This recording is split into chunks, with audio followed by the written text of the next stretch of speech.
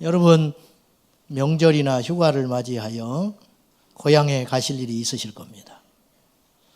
그때 가시면 여러분이 예전에 다녔던 초등학교, 국민학교를 지나갈 때가 반드시 있을 거예요. 한 동네에 있으니까. 그 학교에서 지금도 수업이 진행되고 있는 분이 이 중에 얼마나 있습니까? 제가 볼 때는 10%밖에 안 될 겁니다. 50대 이상은 거의 없을 것이고, 제가 다녔던 학교도 폐교된 지 15년 이상 됐습니다. 그 지역에 학교가 셋 있었는데 2개 문 닫고 하나 겨우 근근히 유지하고 있습니다. 3월 달에 목포 달리도에 집회를 갔는데 거기에 학교가 번듯하니 하나 있어서 반가웠습니다. 갔더니 전교생이 5명이었습니다. 뭐 섬이니까 그런가 보다 했습니다. 목사님께 물어봤더니 20년 전에는 아이들이 500명 있던 학교였다고 합니다. 섬에 2,000명이 살았고 아이들이 500명. 20년 만에 100분의 1로 줄어서 5명 학교 재학생 있었습니다. 지난 1980년 5살에서 14살의 연령층이 전체 인구의 25%인 900만 명에 육박했었습니다. 지금은 어떻게 했느냐? 2014년 통계로 어린 연령층은 500만 명이 채 안 됩니다. 예전에 제 촌에서 학교 다닐 때 뉴스에 보면 애들이 오후에 학교 간다는 거예요. 이부제로. 시설이 부족하니까. 그래서 철없는 마음에 걔들이 그렇게 부러웠어요. 아침에 늘어지게 자고 오후에 학교 갈 수 있다니 저런 학교가 있구나. 굉장히 부러웠어요. 그만큼 아이들이 많았었는데 지금은 처참하게 무너져 버렸어요. 나라에서는 수십조 원을 쏟아부어 출산을 장려하려고 하지만은 억지로 안 되는 것 같습니다. 문제는 정말 심각하고 위중한 문제는 답이 없다는 거예요. 백약이 무효라는 거예요. 우리나라는 굉장히 나름대로 저력이 있어요. 실수도 많지만 이 국민성이 굉장히 역동적입니다. 서해안 기름 유출 났을 때 서양 언론에서 그 서해 그 위치가 회복이 되려면 30년에서 50년 걸린다고 그랬어요. 우리나라는 6개월 만에 회복시켜 버렸어요. 그리고 3년 만에 완전 복원시켰습니다. 그렇게 부지런하고 무서운 민족이에요. IMF 금모으기 운동하고 허리띠 졸라매가지고 피해도 많았지만은 일단 회복된 유일한 나라입니다. 돈이 없으면 열심히 전략하고 땀 흘려 돈 벌면 됩니다. 쉬운 일은 아니지만 건강에 위기가 오면 열심히 술, 담배 끊고 다이어트하고 운동하면 됩니다. 정치가 썩어 문드러졌으면 참고 있다가 민주운동해서 정치권 바꾸면 됩니다. 그러한 저력이 있는 나라인데 우리나라가 문제는 자녀들이 급감하는 것은 방법이 없다는 거예요. 방법이. 기독교 신앙에도 위기가 찾아오고 있습니다. 믿는 자가 줄어드는 이유는 교회의 타락과 변질도 한몫을 하지만 언론에서 잘못된 비판을 하는 것도 오해가 사서 많은 문제가 있겠지만은 자연 인구의 감소도 큰 몫을 감당하고 있는 건 사실입니다. 반면 이슬람 교도들은 일부 다처제를 허용하고 낙태를 금지하는 그들의 다산 정책으로 인하여 출산율이 저조한 유럽 사회를 집어삼키고 있습니다. 30여 년 전에 서구 유럽 사회가 노동력이 없기 때문에 무슬림들을 무차별로 받아들인 결과 그들이 와가지고 아이들을 무조건 낳아버리는 거예요. 5명, 10명씩 낳는 걸 보고 유럽 사람들은 비웃었습니다. 무지하다고, 미개하다고 손가락질 했는데 30여 년이 지난 지금 그들은 공포의 대상이 됐습니다. 우리나라는 안 그럴 것 같습니까? 작년에 우리가 이만석 선교사님 모시고 부흥회를 했습니다. 이슬람 특별 부흥회. 그때 이만석 선교사님이 사석에서 무슨 말을 했냐면 런던 시장이 무슬림이다. 유럽 사람이 무슬림 교도가 된 게 아니고 피가 혈통이 아랍 사람이에요. 30년이 흐르니까 런던 시장이 아랍 사람이 됐어요. 인종차별하자는 게 아니에요. 100% 무슬림들이에요. 파리에서 대통령 선거 나오면 아시다시피 어느 나라든지 진보와 보수는 51대 49예요. 그 차이밖에 안 돼요. 이쪽이 이겼다가 저쪽이 이겼다 한다고요. 근데 이슬람이 수백만 표를 쥐고 있어요. 이슬람 지도자가 가서 딜을 합니다. 대통령 후보들한테. 이 표를 몰아줄 텐데 어떻게 할래? 그러면 이슬람 친화적인 정책을 공표하고 대통령이 된 다음에 그들의 신세를 졌기 때문에 당연히 이슬람 교도에 유리한 정책을 펼 수밖에 없습니다. 우리나라가 중국과 지금 사드 관계로 얽혀 있어서 관광객들이 발이 뚝 끊어졌어요. 그러니까 눈을 돌린 거예요. 그래서 아랍 오일머니를 지금 유치하기 위해서 몸부림치고 있죠. 그러니 그들의 비율을 맞춰줘야 되는 거예요. 저는 얼마 전 뉴스에서 동남아 관광객이 몇 프로 늘었다. 아랍에 있는 관광객들이 몇 프로 늘었다. 저는 하나도 기쁘지 않았어요. 그거는 무서운 일이에요.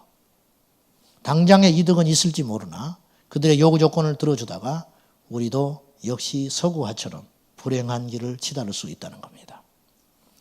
종교를 욕하는 것이 아니고 인종차별을 하자는 게 아니라 우리가 건강하지 못한 영적 환경을 지금 향하여 달려가고 있는 무서운 현실, 여러분이 아셔야 됩니다.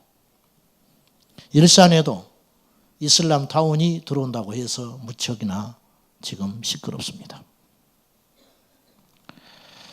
예수님이 십자가에 죽으시기 위하여 저와 여러분의 죄를 감당하기 위하여 골고다 언덕에 오르시는 장면이 오늘 본문 말씀입니다. 예루살렘의 여인네들이 나와서 십자가를 지고 올라가시는 예수님을 향하여 울고 있었습니다. 그때 예수님께서 말씀하셨습니다. 나를 위해서 울지 말라. 너희와 너희 자녀를 위해 울라. 그러면 예수님을 위해서 울지 말라는 건 이해하겠어요. 왜냐하면 예수님이 누군가의 도움을 받아야 할 분이 아니잖아요. 지금 힘이 없어서 십자가 지는 분이 아니잖아요. 주님께서 우리를 위해서 자청하여 십자가 지는 것이잖아요. 그러니까 예수님을 위해서 울 필요는 없는 거예요. 근데 너희와 너희 자녀들을 위해 울라. 왜 그리 하셨을까? 오늘 본문에 알 수 있는 내용이 등장합니다. 29절 보시기 바랍니다. 시작. 보라, 날이 이르면 사람이 말하기를 잉태하지 못하는 이와 해산하지 못한 배와 먹이지 못한 젖이 복이 있다 하리라. 무자식이 상팔자다 그 말이에요. 쉽게 말하면. 그날이 도대체 어떤 날이길래 무서운 핍박과 환난과 시련의 계절이 올 것인데 그때에는 자식이 없는 것이 낫다. 도망가야 하니까. 전쟁 나면 자식이 있는 것이 없는 것보다 얼마나 힘들겠어요. 그 말이거든요. 그날이 뭘까? 학자들은 두 가지로 추측을 합니다. 짧게는 로마의 티토 장군이 AD 70년에 예수님의 예언한 대로 예루살렘을 침범하여 예루살렘을 불바다 만들어 버립니다. 그때 이스라엘 사람들이 수없이 죽고 유대인들이 박해를 받고 피난 가야 했는데 그때 자식이 없는 것이 낫지죠. 길게는 오늘 우리를 향한 말씀이에요.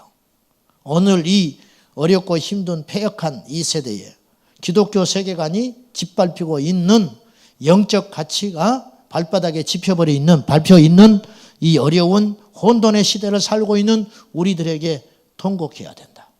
그런데 우리들뿐만 아니라 우리 자녀들도 더 혹독한 시련을 맞이할 수 있기 때문에 너희와 너희 자녀를 위해 기도하거라. 여기서 기도하라는 말은 대비하라는 말일 것입니다. 준비하라는 말일 거예요. 비바람이 칠 때 우산 사러 가면 늦어요. 준비해놔야 돼요. 앞으로 몰려오는데 영국의 기독교인 한 분이 피눈물 흘리면서 통곡하면서 한국 교회를 향하여 경고했어요. 우리처럼 되지 말아달라. 우리도 30여 년 전에 이슬람 무슬림들이 몰려올 때 경고하는 소수의 목회자들이 있었지만 그 소리를 농담으로 여겼다. 근데 지금은 돌이킬 수 없는 상황에 빠지고 말았다. 테러, 강간, 사회 무질서 이런 일들이 지금 급속도로 일어나고 있는데 막을 방법이 없다는 겁니다. 30절 그때에 난리 날 때 사람이 산들을 대하여 우리 위에 무너지라 하며 작은 산들을 대하여 우리를 덮으라 하리라. 즉 죽는 것이 사는 것보다 낫다.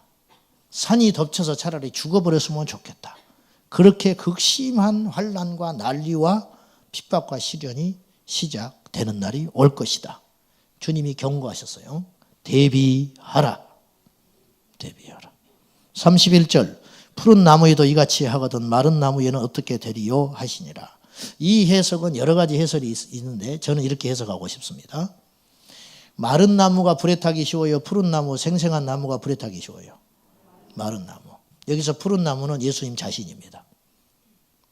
나는 하나님의 아들임에도 불구하고 지금 십자가를 지는 것이 고통이고 힘든 일인데 너희 유대인들은 어찌 인간, 죄인된 인간, 마른 나무와 같은 존재들인데 그 극심한 하나를 피할 수 있겠는가. 예수님은 십자가의 고통을 이기셨잖아요. 그러나 마른 나무 같은 우리는, 나약한 우리 인생은 이길 수 없다. 대비해라. 그런 뜻입니다. 기도하라는 말은 기성세대를 향한 경고와 다음 세대를 향한 경고라고 볼 수 있어요. 너희와 너희 자녀를 위해 기도하라 했으니까 기도 대상이 두 대상이라는 거예요. 그리고 우리 기성세대들, 여기 모여있는 우리 어른 세대들을 향하여 우리 주님께서 명령하신 기도의 제목은 무엇일까? 정신을 차리고 믿음 생활 바로 해서 배교하거나 타협하지 말고 십자가를 지거라. 그런 뜻이에요. 환난에도 사람은 무너지고 기쁜 일이 있는 유혹에도 무너지는 법입니다. 우리 지금 교우들 중에는 둘 중에 하나예요. 요새 아주 어렵든지 아니면 요새 형통하든지. 어려운 분이 더 많겠죠. 그러면 어려워도 신앙에 문제가 와요. 고난이 온다 이거죠. 고난 장사 없습니다. 고난 앞에. 그리고 형통해도 타락합니다. 형통하면 기도 안 합니다. 형통하면 물질이 모아지고 힘이 있기 때문에 이걸 가지고 세상에 쾌락하는 데 쏟아 넣습니다. 여러분 화장실에 들어갈 때하고 나올 때하고 다른 거예요. 이 문제 하나님이 해결해 주시면 내가 기가 막히게 하나님께 영광 돌릴 것 같죠? 해결하고 나면요 하나님 잊어버려요. 이게 인간이에요. 저도 마찬가지예요. 여기도 그런 분들이 수두룩해요. 그래서 야고보서 5장 13절에 성경은 뭐라고 권면하냐면 너희 중에 고난당하는 자가 있느냐? 저는 기도하라. 너희 중에 즐거워하는 자가 있느냐? 좋은 일이 있냐? 기쁜 일이 있느냐? 방심하지 말고 하나님께 찬양해라. 그러니까 물샐 틈 없이 막으라는 뜻이에요. 고난이 올 때는 기도로 막고 할렐루야. 형통하고 좋은 날에는 예배하고 찬송함으로 하나님께 영광 돌려서 네 스스로 교만에 빠지지 않도록 막아라. 굉장히 중요한 말씀이거든요. 다음 세대를 향한 경고와 주님의 기도의 부탁은 믿음의 상실과 믿음의 신앙 유전 실패가 생기지 않도록 각별히 조심하거라. 이스라엘 백성들이 애굽에서 나와 광야에서 40년 지내다가 가나안 땅에 들어간 것이 BC 1405년경입니다. 그로부터 광야에서 40년 동안의 세월이 헛되지 않았어요. 철저히 하나님 바라보기 믿음, 철저히 광야에서 하나님의 만나를 먹으면서 사람이 떡으로만 사는 존재가 아니고 하나님의 말씀으로도 능히 살아갈 수 있다는 놀라운 영적인 체험들과 믿음의 산 증거들을 몸으로 온몸으로 느낀 황금 세대, 그들이 광야의 세대거든요. 그들이 가나안 땅에 들어갔을 때 파죽지세, 가나안 땅을 5년 만에 점령해버립니다. 그리고 땅 분배하는 데 10년 걸려요. 그래서 15년이 지난 후에 이스라엘 백성들은 어떻게 되어 있었는가? 아쉽게도 광야의 믿음을 다 버려버렸습니다. 그래서 사사기 2장 8절에서 10절에 보면 이렇게 기록되어 있습니다. 여호수아가 110세의 죽음에, 그때가 1390년입니다. BC 1390년. 15년이 지난 후에 여호수아가 110세에 죽습니다. 그 세대의 사람도 다 그 조상에게로 돌아갔고 여호수아 세대가 다 죽은 거예요. 하나님과 직통 계시받았고 만나를 먹었고 영적으로 무장되어 있던 그들이 세월이 흘러서 가나안 땅에서 다 죽은 거예요. 그들이 다 돌아간 후에 일어난 다른 세대는 여호와를 알지 못하여 여호와께서 이스라엘을 위하여 행하신 일도 알지 못하였더라. 부모들이 홍해를 건넜고 부모들이 광야에서 만나를 먹었는데 그것이 옛날 이야기가 돼버린 거예요. 그리고 알지도 못해요. 왜냐? 신명기 6장 7절의 말씀을 망각한 거예요. 너는 네 자녀를 부지런히 가르치는데 집에 있든지 나갔든지 누워있을 든지 일어났을 때든지 네 마음과 뜻과 힘을 다하여 주 너희 하나님만을 사랑해라. 신앙교육 철저히 시켜라. 이 율법을 버린 거예요. 왜? 가나안 땅에 들어가서 눈이 희동그레졌어요. 광야에서 맛없는 만나만 먹다가 가나안 땅에 들어오니까 온갖 오곡곡식이 넘쳐나는데 그거 먹고 땅 넓히고 집 짓고 자리 잡느라고 정신없이 사느라고 자녀들이 부쩍 자란 걸 놓쳐버린 거예요. 예배가 상실됐어요. 자녀들에게 신앙 교육시키는 거 잊어버리고 있었는데 어느 날 정신 차려보니까 우리 자녀들은 더 이상 받아들이려고 하지 않는 세대가 되어버렸다는 거예요. 이 불행한 과거의 역사는 오늘날 교회 안에, 우리 교회 안에도 여전히 계속되고 있다는 거예요. 우리 때는요, 30여 년 전 제가 예수 믿을 때 35년째가 됐으니까 우리 동기들, 교회 친구들 90%가 부모 예수 안 믿었어요. 그래서 우리가 맨날 예배 끝나면 울고 기도했어요. 부모님들 구원을 위해서. 그리고 부모들이 이제 하나 둘 교회를 나오기 시작하셨어요. 지금은 거꾸로 됐습니다. 우리 자녀들 중에 홀로 교회에 나와서 예수 믿는 친구들이 10%가 안 됩니다. 교회 학교 중에. 거꾸로 우리 부모들이 교회를 나와서 예수 믿는데 우리 자녀들은 교회 안 나온 애들이 얼마나 많은지 몰라요. 이게 지금 역전돼 버린 거예요. 이 현상이 얼마나 무서운지 아십니까? 우리가 지금 가나안 땅에 들어온 거예요. 가나안 땅에 들어왔는데 우리 신앙의 유전에 실패하고 있다는 거예요. 여러분 자녀들이 병들면 잠을 못 잘 겁니다. 여러분 자녀들이 대학에 실패하면 여러분들이 엄청나게 신적으로 괴로울 것입니다. 여러분 자녀들이 어려운 일을 겪으면 차라리 여러분이 당한 것이 낫다고 하나님께 울면서 기도할 것입니다. 묻겠습니다. 여러분 자녀들은 어디 있습니까? 제가 이 설교를 3년째 이곳에서 하고 있습니다. 자녀들을 믿음의 자녀로 키우라고.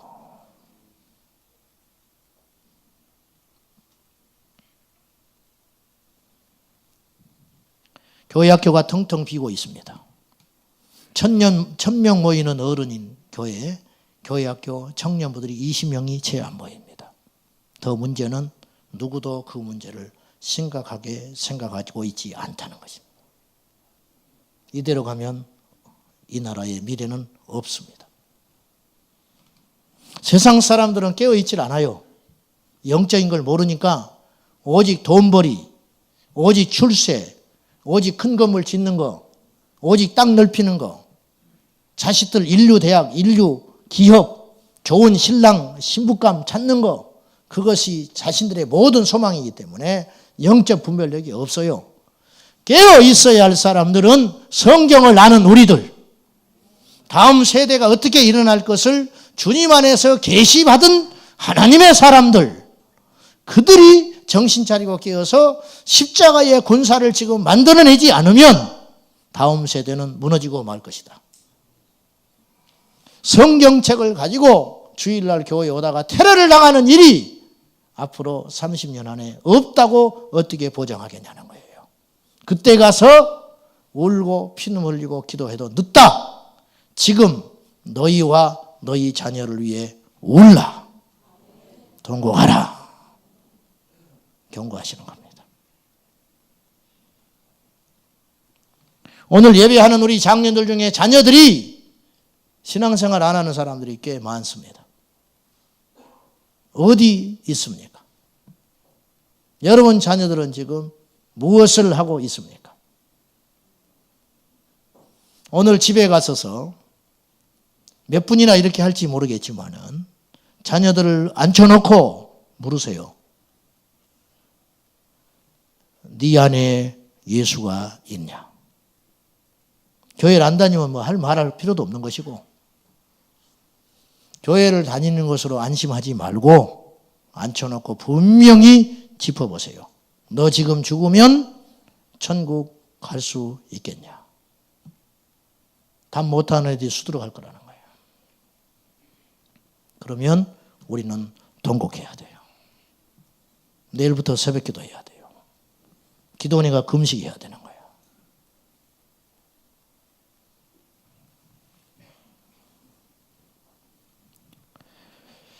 영적으로 우리가 잠을 자고 있습니다. 비바람이 쳐오는데 이제서 우산을 사러 가면 늦는다는 말씀입니다. 이슬람이 몰려와서 한반도를 장악하고 교회는 종교차별법의 희생약이 되어서 강단에서 진리를 외치지 못하는 시대가 곧 눈앞에 닥칠 것으로 봅니다.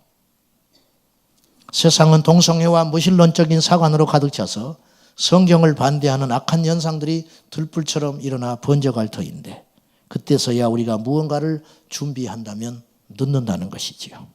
가장 지혜로운 준비는 우리 자녀들을 예수님의 제자로 십자가의 정병으로 무장시켜 영적 군사를 만들어 앞으로 다가올 영적 전쟁에 이길 수 있도록 대비해야 합니다.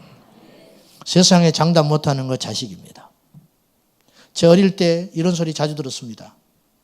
어떻게 저런 집에서 저런 놈이 나왔을까? 부모가 어디 가서 큰 소리도 한번 못 내는 부모들이라는 거예요. 근데 자식이 건달 깡패가 나왔어요. 장담 못해요. 성경에도 그런 이야기는 나와요. 사무엘에게 두 아들이 있었어요. 성경상.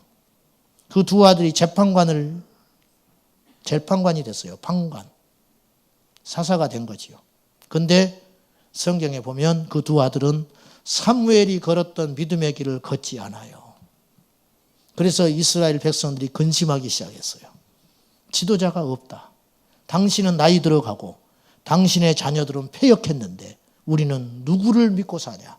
그래서 하나님이 하지 말라고 한 왕을 세울 수밖에 없게 된 거예요. 이것이 비극의 씨앗이었어요.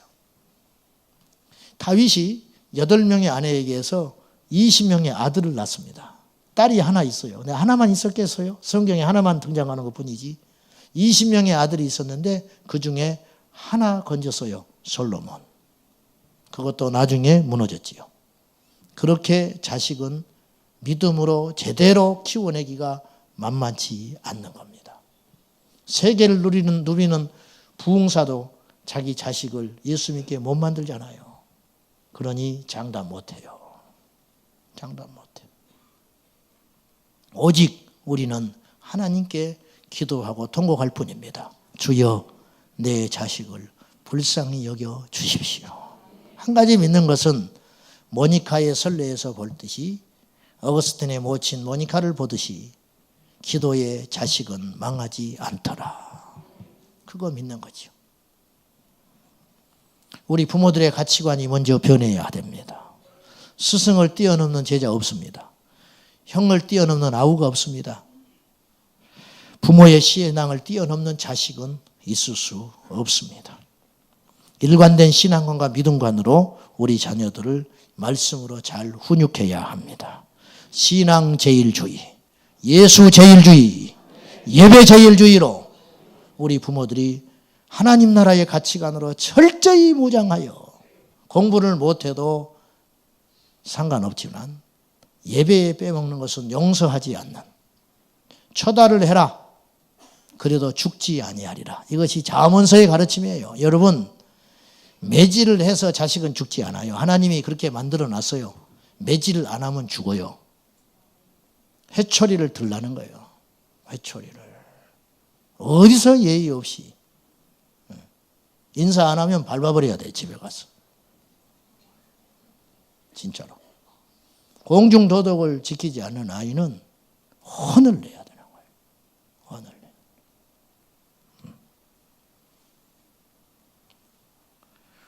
세상적 가치관이 우리 안에 꽉 차 있습니다. 주여 주여 하면서도 집에 가서는 좋은 대학 가기를 위해서 기도하고, 중직자들 자식들 고3 되면 교회 잘 안 보내버려. 애들이 막 헷갈리는 거예요. 입에 주여 주여 달고 사는데 누구 데려왔더니 못마땅하대. 왜? 가난한 집에 데려왔다는 거예요. 예수만 믿으면 된다면서 맨날. 막상 데려오니까 안 된다는 거예요. 예수만 잘 믿으면 된다면서.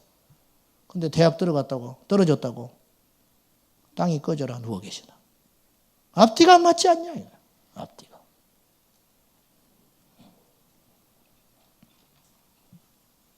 세상적 가치관을 가지고 그것을 쌓아놓고 자랑하는 이율배반적인 우리 기성세대를 통하여 우리 자녀들이 분노하고 있는 겁니다. 에베소 6장 4절에 아비들아 네 자녀들을 노엽게 하지 마라. 왜 노엽게? 매질을 할 때 노여울까? 용돈을 안 줄 때 이들이 노여워할까? 아니, 앞뒤 안 맞는 행동을 할 때. 부모는 믿음으로 살지 않아요. 근데 자녀들한테 예배 빼먹었다고 한다면 우리 자녀들이 힘이 없으니까 끌려가기는 하지만 분노가 쌓여가게 되는 것이죠. 그렇게 하지 마라. 방주교회 박보영 목사님, 예수 안 믿을 때 가정 깨졌습니다. 아들 하나 있는데 그 아들을 위해서 기도하신답니다. 주의 종 되되 서울역에서 노숙자 섬기는 목사로 살아갔으면 좋겠다. 자기는 개척교회에 고생을 해도 자기 자식은 세계적인 주의 종이 되기를 바라는 것이 부모의 심정인데 이 목사님은 그거 포기한 거죠. 죄송한 이야기지만 어째서 우리나라에 내노라 하는 목사님들, 큰 교회 목사님들은 자식들을 전부 유학 보냅니까? 왜? 유학을 갈 수 있어요. 재능이 있다면. 반칙 인생 만들어주는 거죠. 한국에서 자리 못 잡으면 유학 보내줍니다. 세상적 가치관이라는 거죠. 저는 여러분에게 굉장히 어려운 말씀을 지금 하고 있는 겁니다. 여러분 힘들지만 세상에서 높은 자리 안 가도 되고 부자 안 돼도 되고 성공 안 해도 되니까 믿음으로 키우시오. 그것이 용기예요. 이것에 무너지는 사람이 너무 많다. 여러분 생사화복이 하나님께 있음을 믿으십니까? 그러면 말씀으로 키워라. 1년, 2년, 3년을 두면 패배자 같아요. 10년, 20년 영생을 보면 반드시 승리합니다. 제 아는 분이 집안이 영특한가 봐요. 다 법관이 많고 잘 됐어. 그 조카가 누님 아들이 일찍 미국 가서 유학생활 했어요. 학교 잘 마치고 연봉 1억짜리 직장 들어갔어. 20대에. 근데 이놈이 믿음이 너무 좋아. 뉴욕 뒷골목에 가서 봉사하다가 멕시칸 섬기는 선교사가 돼버렸어요. 연봉 1억짜리 직장을 그만둬 버리고. 할렐루야죠. 남의 일이니까. 그 엄마, 그 믿음 좋은 엄마, 새벽기도 한 번 빠지지 않고 한 교회 50년 섬긴 그 누님 권사님 집에 들어놓아 버렸어요. 내 자식 이럴 수가 있냐고. 그래서 현실과 믿음은 그렇게 차이가 큰 거예요. 저는 제 자신에게 수없이 자문을 해요. 네 자식을 어떻게 키울 것인가. 대학 실패하고 취업 실패하고 결혼에 실패하면 땅이 꺼질 듯이 비상이 걸립니다. 그러나 믿음에 실패하고 있는 자녀들은 걱정하지 않는 여러분이 보입니다. 가짜 올시다. 가짜. 부모가 믿음의 본이 되어서 우리 자녀들에게 하늘의 영적 가치관을 심어줘야 됩니다. 부모님들은 가셨지만 자녀들이 위기를 만날 때 우리 부모들은 이때 기음식을 하더라. 우리 어머니는 이때 기도를 하더라. 우리 어머니는 이때 기도원에 올라가더라. 우리 부모님은 목사님을 이렇게 섬겼다. 대우하라는 뜻 아니에요. 우리 부모님은 교회를 이렇게 섬기시더라. 보여주라는 거예요. 보여주라는 거예요. 제가 누차 말했어요. 아이들한테 이런 소리 하지 말라고. 교회 갔다 오면 야 전도사님 새로 오셨는데 니네 전도사 설교 잘하더냐? 절대 그런 소리 하지 말라고 그랬어요. 자식을 죽이는 거예요. 어떻게 그렇게 이야기를 해요? 애들이 갔다 와서 그래요. 엄마 이번에 새로 온 전도사 못 들어 죽었어 설교. 박살 내버려야 돼요. 근데 그걸 호응을 해요. 전화합니다. 우리 선생님 안 되겠어. 전화해요. 우리 애 바꿔주라고. 얼마나 중요한데. 선생님이 형편없다는데 바꿔주십시오. 그 아이는 괴물이 되는 거예요. 불순종, 무질서한 자식으로 커가는 거예요. 나중에 어떻게 감당하려고 그럽니까? 나중에. 예배드리고 집에 가서 전화하고 험담합니다. 그 소리 다 애들이 듣습니다. 교회 불평하는 거 애들 다 듣습니다. 여러분 끝나고 집에 가서 담배 피우시는 거 애들 다 봅니다. 일주일에 서너 번씩 대리운전하고 오셔서 고주망태 돼가지고 술 잡수고 교회에 와서 봉사하는 거 애들 다 압니다. 어떻게 하려고 합니까? 이렇게 말하는 교회 없죠. 속시 그러니까. 이대로 가면 답이 없다는 거예요. 제가 하는 말은.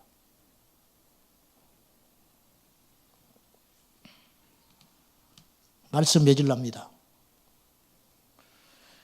돌아가신 우리 고모가 예수 안 믿어서 돌아가시기 전에 제가 전도하려고 무던히 애를 썼어요. 실패했어요. 고모 한 분 계셨거든요. 예수 믿으시오. 안 믿는데. 돌아가시기 전에 저한테 사연을 이야기했어요. 외국의 선교사가 우리 동네에 왔는데 우리 친척이 땅을 내줘서 교회를 세웠다. 난 처음 듣는 이야기야. 근데 그 뒤로부터 그 집안이 망해버리더라. 선교사한테 땅 내줘서 교회 세웠는데 그 집이 몰락해버리더라는 거예요. 하나님이 있으면 이럴 수 있냐? 난 절대 안 믿는다. 내가 땅을 쳤어요. 우리 할아버지 예수 안 믿었거든요. 그거 보고. 자, 결과론적인 이야기지만 우리 할아버지 5 형제 두셨습니다. 고모까지 6. 우리 아버님이 둘째인데 보십시오. 우리 할아버지가 예수 믿었으면 우리 집안의 영적 지도가 달라졌어요. 그런데 제가 저 혼자 예수 믿었어요. 일가 친척가 아무도 안 믿어요. 지금은 믿는 사람들이 뜨문뜨문 나타났어요. 사촌도 만나면 믿고 집 사고. 근데 술 먹어. 알고 봤더니 집사다. 내가 잡사다. 나는 잡사. 네. 가짜다. 그렇게 이야기하지요. 어쨌든 뭐 하나님이 만들어 가실 테니까 보고. 한 사람이 예수 믿으면 그 후대의 계보가 달라지는 것이다. 사랑하는 여러분. 이래도 자녀들을 두시겠습니까? 매질을 해서라도 예수 믿게 만들어야 합니다. 어떻게 하려고 그럽니까? 오치만니가 누님을 8 뒀어요. 9번째 태어난 아들입니다. 그 모친이 기독교인이었습니다. 딸을 8 두고 나니까 두려워서 모친이 아들을 주시면 하나님께 바친다 했어요. 그래서 태어난 아들이 오치만니입니다.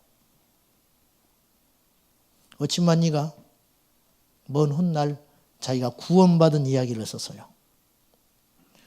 자기는 모태신앙이었고 목회자로 되라고 서원에서 난 아들인데 자기 안에 예수가 없었다. 내가 언제 거듭났는가. 9살 때 자기 어머니가 특별 집회를 갔다 왔어요. 교회에. 그날 이상하더라는 거예요. 갔다 오더니 자기 방에 와서 무릎을 꿇더랍니다. 그리고 울었어요. 어찌만니 내가 그동안 그리스도인답지 못했다. 나를 용서해 주려무나. 그리고 통곡했어요. 워치만인 훗날에 그의 책에서 이렇게 썼어요. 그때 나는 구원을 받았다. 예배드리다 구원받은 게 아니에요. 성경 읽다 구원받은 거 아니에요. 어머니가 예수 만난 걸 보고 자기가 구원받은 거예요. 이것이 영향력이에요. 사랑하는 여러분, 비바람이 칠 때 우산을 준비하면 늦습니다. 지금 다음 세대를 준비시켜서 다가올 영적 전쟁의 승리자가 되어야 합니다. 여러분 자녀들을 제자 삼으십시오. 기도하겠습니다. 하나님, 어린이 주일인데 교회에 어린이가 없으면 10년, 20년 후에 어린이 주일이 없어질 것 같습니다. 아버지 하나님, 이 시대를 보시옵소서. 폐역하고 완악하고 범죄한 이 땅을 보시옵소서. 거룩한 세대를 키워내야 할 책무들이 우리에게 있습니다. 하나님이여, 우리 자녀들이 우리보다 더 큰 믿음의 거목들로 자라도록 인도해 주옵소서. 예수님의 이름으로 기도하옵나이다. 아멘.